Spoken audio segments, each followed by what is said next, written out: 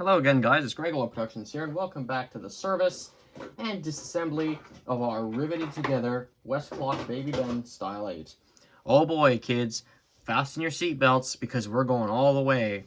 And like I said in the previous video, just because it's ticking right now doesn't mean that that is a healthy thing for this movement to be doing in the state that it's in. All the oil is completely expired. It is black. It is disgusting. And it's not doing its job. So if the oil's not doing its job, then that means this thing is experiencing a lot of friction, and that's not any good. Oh, and by the way, yeah, that's how stuff gets worn. But anyway, that's not what I was going to say.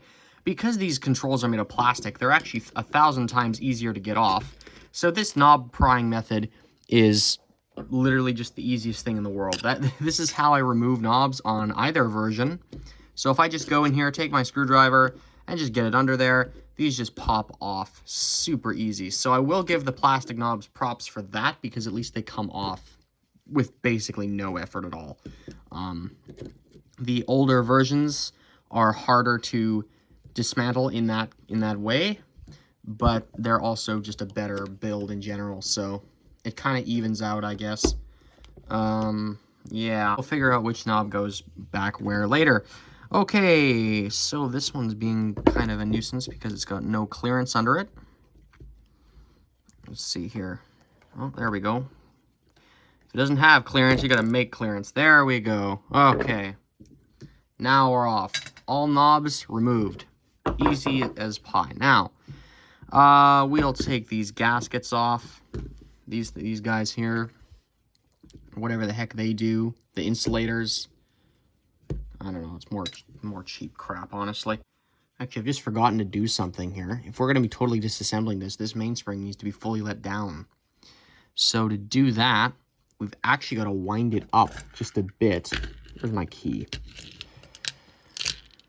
We're going to wind it up, and then there's a the stopworks gear for the alarm mechanism. Wow, this key's not even going to survive the rest of the decade, I bet. Anyway, okay, there's a stopworks gear over here. What was that sound? Hold on, kids. I think this thing might be having a mainspring problem. Our spring may actually be broken. Yeah, because it's not even winding up. And that's all happening in here. Well, that's interesting. Okay. That was kind of unexpected. Yeah. I think that's the first time I've ever seen one of these have a problem like that. I don't think I've ever found one of these with a broken mainspring. So usually you would just keep winding up. Okay. Well, anyway, where was I going with all of this? Oh, the alarm. I don't even know if this thing is going to have any energy now. There's a stopworks gear. Oh, that's the wrong knob. There's a stopworks gear over down here. See that little tab in there? I want to trip the alarm. So, okay, that's good. Yeah, this is where it's at. I'm going to wait for that little tab to spin around over here, and I'm going to hold it so the spring can be fully let down and the thing won't freak the heck out. Actually, you know what, I can just, you know what, this thing doesn't even have enough energy for that. Watch this, it's not even going to make it over to me. Will it actually make it over? No, it won't. Okay, well, generally letting the mainspring down on this thing would be a concern. And, you know, all you'd have to do is wind it up and then wait for that tab to come to you on this little gear here. And hold it with your screwdriver or whatever and let the whole thing unwind, and then it'll just completely stop on you. But it looks like since this thing is having some kind of spring issue, we're not even at that point. You know, it's having another problem entirely. So, okay, well, I'll take it as it comes, I guess. Yeah, I've never seen one with that type of problem before, because these things just last and last and last. So, yeah. Okay, what's next on the chopping block? I don't even have to worry about this. The balance wheel and a hairspring. I'm wondering if I even want to take that out at all because of just how much of a pain in the neck this thing can be. This glue they were using here in this era is just not fun at all to deal with. May have to heat it up, actually, to get it off. instead of trying to take alcohol and, yeah, I may actually have to use my soldering iron for that, to get that out of there. Okay, well, yeah, I think I'll actually do that too, because I don't, this hairspring and balance wheel, I mean, they're delicate, but they're not. And I also, you know, you can wreck these fairly easily, sometimes without even trying. So I'm just going to try and heat that glue up, pull that hairspring out of there, and call it a day. The older versions of these, like with the 2-key movement, and if you live in Canada, the early versions of this movement with the bolts and all that, you'll actually have a taper pin there you can pull out. And then the hairspring will just pop out super easy. But again, this is a budget cut. You know, this is one budget cut after another, so we're having all kinds of dumb things like this. They never expected me to come in here and do this, is what I'm trying to convey to you. So if everybody thought I had a bad reason for coming in here, oh, Greg, you could just dump it in isopropyl alcohol or something and scrub it down with a toothbrush and that would be it. You wouldn't even have to disassemble this. Now I actually do have a really good reason, if the other one wasn't enough. Now I have a really half-decent reason for pulling this thing apart now, because you can't do any type of spring repair from the angle that we were at before, or angle that we're at now. This actually has to come apart if we're going to go anywhere. So let's see if I can melt that glue and get that out of here. I also don't want to install solder on there. Let's not solder the hairspring to the stud. That wouldn't be very smart now, would it? Okay. I think we did melt it a bit, actually, which is the goal. Oh, we're getting there, kids. We're getting there. Okay. Okay, I'll take it. I'll take it. The iron's not really tinned, I don't think, by the way. Okay, that might be the way to get this out of here, because I've had all kinds of issues in the past doing that. Yeah, okay. I think that's how we do it. Heat the glue up. And now the soldering iron can go away. Thank you very much, soldering iron. Your service will be, or your contribution will be remembered for decades to come, because anytime I want to get rid of, or pull out a taper pin, or what the heck am I saying? Anytime I want to pull out a hairspring from a movement this late in, which has that style of glue, you know what tool is going to come out now. Okay, that's great. I'm kind of surprised I didn't think of that a year ago, but whatever, it doesn't matter. Okay, so now we're going to take our hairspring. It just goes through here. Grab a toothpick if you want. We need to get nice and close so you can see what I'm doing. Yeah, so we just kind of, oh, okay, I just flicked it and it went through the regulator. That's, I guess that works. Yeah, that's how that goes through. The hairspring goes through that regulator and pins there to that stud, which we've since melted the glue on. And now we've got the one screw in the entire thing to undo our balance wheel. And I can see why they put a screw here instead of riveting this on, because it actually needs to be adjusted more so than other stuff. Okay, and there's our hairspring and balance wheel taken out. Wow, that was easier than I thought it would be. Now that we've got all the delicate stuff out of the way, we can finally drill these rivets out and actually get in here. Actually, you know what? I think I'll take this off as well. The bridge on the front of this thing. I'm not sure what screws I'm going to use to get this back together again, but we'll find out. We will find out, won't we? And I'll probably... Whoops, okay. I don't know. I'm not entirely sure at the moment, guys. We're kind of figuring this out as we go. And I've worked on these movements before, but only the bolted together variants. So of course you don't have to drill into it to, you know, get those apart. Other than that, though, it's the same almost, except for that hairspring. You could heat up the glue, or you could melt it in isopropyl alcohol. I think heating it up in general just might be easier. These tabs are always miserable. on every incarnation of this, I've seen these tabs don't change, and they just, I mean, they're very sturdy. Hey, they're not like cheap. Well, they are, but they're not so cheap to the point where they're just gonna break off on you.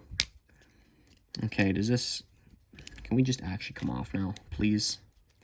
You get the idea, guys. I'll be back. Oh, and did I mention this is a Canadian program? And this clock is also, like, made in Canada? I don't know if I mentioned that. I don't think I did. For those of you who are new to the channel, yes, I am Canadian. This is all Canadian. Everywhere, everything generally is Canadian clocks, generally, from Canada, if that makes any sense. Hiding under this bridge here, which is on there with tabs, is all this oil, which, why would I want that on my hands? Why would you want that on your alarm clock? Yeah, all of this is hiding under here. I think someone did apply some new oil or grease to this thing at some point. Lovely. Yeah, I think we're basically ready to pull this apart now. This wheel comes off like that. And this guy here has, okay, this doesn't have a spring under it. There's versions of this that do. This little guy here comes off. Lovely. Okay, now we're ready to drill out our rivets because there's nothing holding us back now. And also, I'll take the balance cup out of here as well. Okay. Got all those bits and bobs there that we can, you know, we're going to need later. So they go in our parts cup back there. I'll just put all of this out of the way. Yeah, now we're clear to drill our rivets out. Oh, and while I'm getting set up here, I'll just mention this. I would like to do more historical kind of, you know, the history of this particular model, yada, yada, yada, you know how it is. But those videos take absolutely forever to make, and they take a ton of effort. Way more effort than what you're seeing right now, which is, you know, I mean, this takes effort, but it's more hands-on, and I'm not staring at my computer monitor for 3 hours, so that's great. Yeah, that's why those types of videos, like the workhorse of Westclox, is taking so long. I'll see kind of where that winds up. But, yeah, don't hold your breath right now, folks. I'm just trying to get more videos like this done. The weather has just improved, so it's really nice outside. So going into the garage and working on luminous clocks is really easy right now. And I'd rather be stuck inside all winter long, playing around with the computer monitor. But, uh-oh, I got school happening also. So, you know how it is. Busy, busy times. Now, since we're going to be installing threads in this thing, I just want to see if my tap is even good enough for... Okay. Yeah, so this is a 0. This is all in metric, by the way. Some of you are going to hate me for that. This is an M3. Whoops. Come on, focus, please. Come on. There we go. Oh, well, kind of. M3 and a 0.5 thread pitch on this thing. So, yes, this is what we're going to be using, I think. And should I file this? I think I should file these things off first. Or maybe I'll just drill straight into them. I'm not completely sure. I've got the matching drill bit. I think, right? Yeah, this is, okay, I'm definitely not going to want to go bigger than that. Yeah, this is going to be interesting. I think this is the right bit for the right job, though, or for this particular job. Yeah, okay. All right, we'll try that. Yeah, we're going to use the drill press to actually pull this off, if that wasn't obvious before. So yeah, the setup here is going to be interesting. I don't know if you can see that, but the X on the laser is right on that particular, rivet there. So, and yeah, no, I don't have a drill press vise at the moment, so this is going to be interesting how we're going to pull this off exactly. I'm not entirely sure. You probably are familiar with, you know, how a drill press works. You're literally drilling into that. For this particular attempt, since this is my very first time, I think filming it is going to make it more complicated than it needs to be.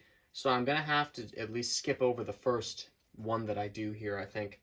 I just want to get a feel for it before actually showing you how to. Before demonstrating it, yeah, because I am not a professional, and I am working out of my basement. Excellent, right? This is how all the best YouTube videos are made. So, in the actual hindsight of things, it was smart to take the hairspring and balance wheel out, because look at all those metal shavings.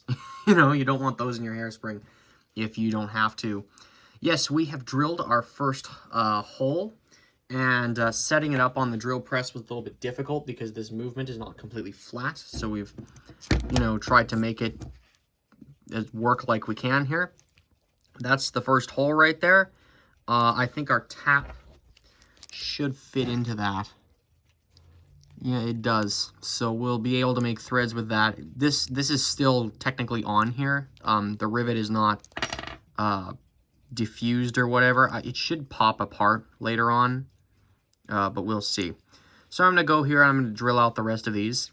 I don't know if I already said this now because I'm kind of in shock, but this was remarkably easy to drill into. Like, this stuff is, I think it's aluminum. It's either some type of soft steel or aluminum here.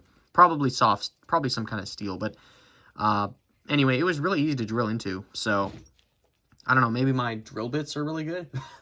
I know that doesn't sound terribly intelligent, does it, viewers? Yeah, no, this was actually not half bad. So, we'll go and do the rest of them now. As I was drilling the second hole, I actually kind of had a bit of an epiphany. Why wouldn't you make sure all these rivets are disabled, take the thing apart, and then drill the holes in?